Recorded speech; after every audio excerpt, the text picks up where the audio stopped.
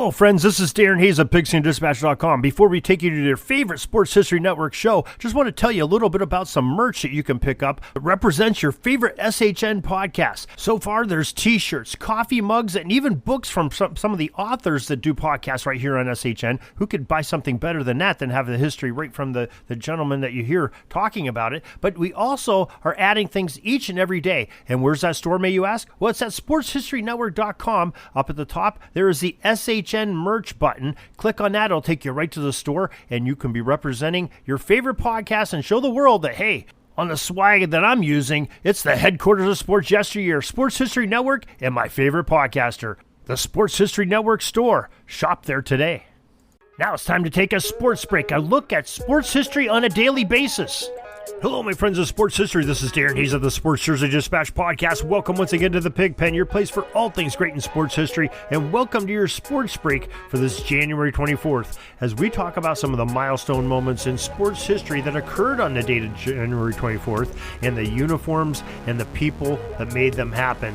And we are so glad to have you here. This is sort of a milestone moment for this podcast, because 1 year ago today, January 24th, 2022, we put out our first daily podcast where we talked about a few of these items we're going to talk about today.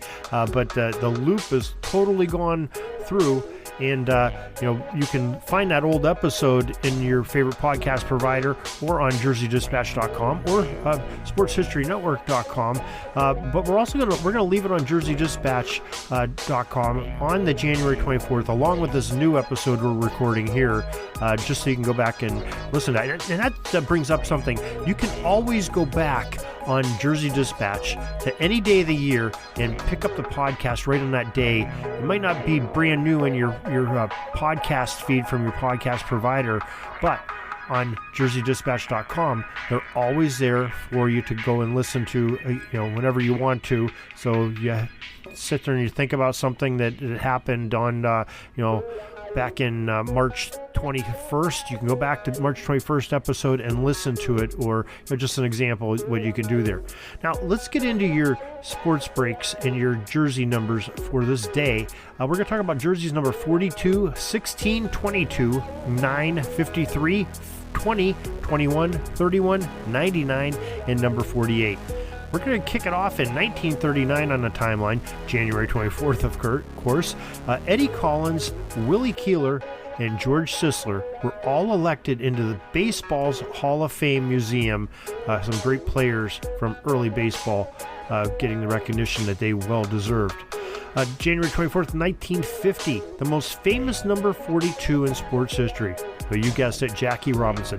Well, he became the highest paid Brooklyn Dodger to that point in history when he signed a $35,000 a year contract for the 1950 season. Now think about that, 1950, he has the highest Dodger contract ever, and he is a man of color. That is some great racial breakthrough right there, and great for Jackie Robinson, what he did for the game.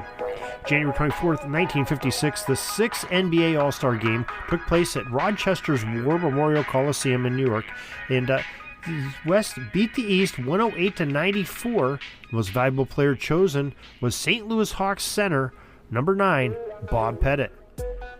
On January 24th, 1962, we spoke just a moment ago about Jackie Robinson. Well, he was also selected as the first black man to be enshrined in the Baseball Hall of Fame on this day, a very important date in history for number 42.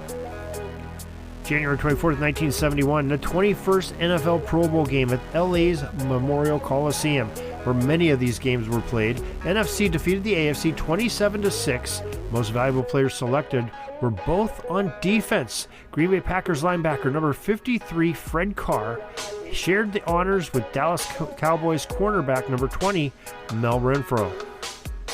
On January 24th, 1973, the legendary left-handed pitcher Warren Spahn, who donned the number 21 for much of his career, was elected into baseball's Hall of Fame. In 1978, on the 24th of January, the 31st NHL All-Star Game at Buffalo's Municipal Auditorium in Buffalo, New York. The Wales Conference defeated the Campbell Conference 3-2 in overtime. It was an exciting game. Fans got some extra out of their tickets they purchased. MVP selected was New York Islanders goalie number 31, Billy Smith.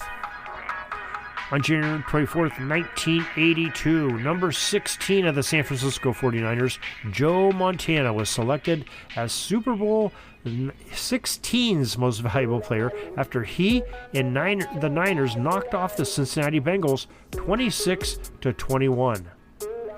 January 24th, 1986, Mike Bossy, who wore number 22 for the New York Islanders, scored his 1,000th NHL career point on this day.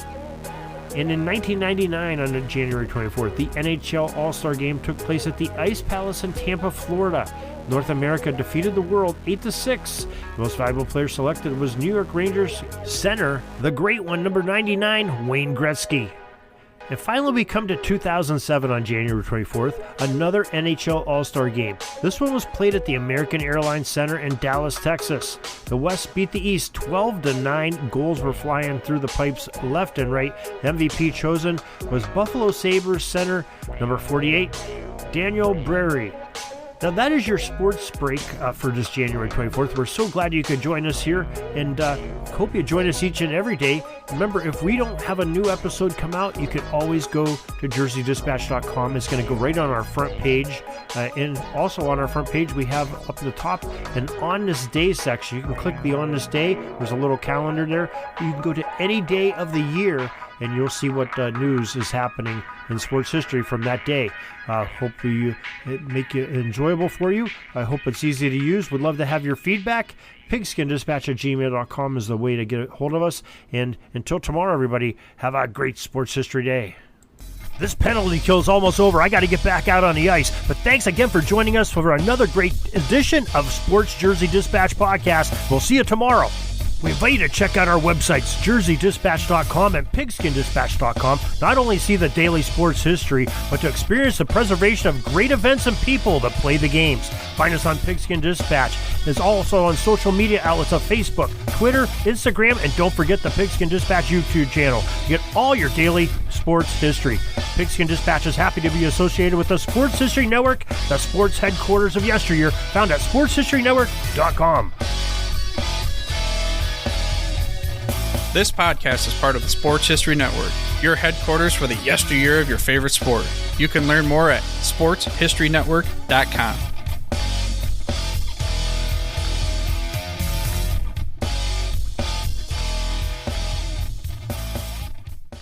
Hey there, sports history fan. This is Arnie Chapman, a.k.a. the Football History Dude, and I hope that you enjoyed this recent episode presented by the Sports History Network and were able to learn some good old-fashioned sports history knowledge nuggets. I started the Sports History Network back in 2020 with the mission to help podcasters find a community of like-minded sports history nerds, as well as helping aspiring podcasters to start their own shows. We have a little bit over 30 shows on the network right now covering all sorts of sports history, but as far as I'm concerned, we're just at the toothpick in the ocean moment, that can't even figure it out because there's so much more coming. We wanted to create the ultimate headquarters for sports yesteryear, starting with Podcast Network and our website, but we're going to continue to move into other mediums as well. And here's the cool part, because we want you to be part of our team. So if you're interested in starting your own podcast, or maybe being a guest on one of our shows, or who knows, maybe even writing an article for us over on the website. Seriously, all you got to do is reach out to us on the contact page over at sportshistorynetwork.com. You can be as technologically savvy as a Neanderthal tapping on a stone trying to figure out this whole hieroglyphics thing back in the day. Again, it doesn't matter, because even if you don't understand the whole podcast space, we have a production team that can pretty much help you out with doing everything. All you got to do, head over to sportshistorynetwork.com, head to the contact page, fill it out. That message goes right to me, and I'll reach out to you as soon as I can. But for now, dude, I'm through if you're through.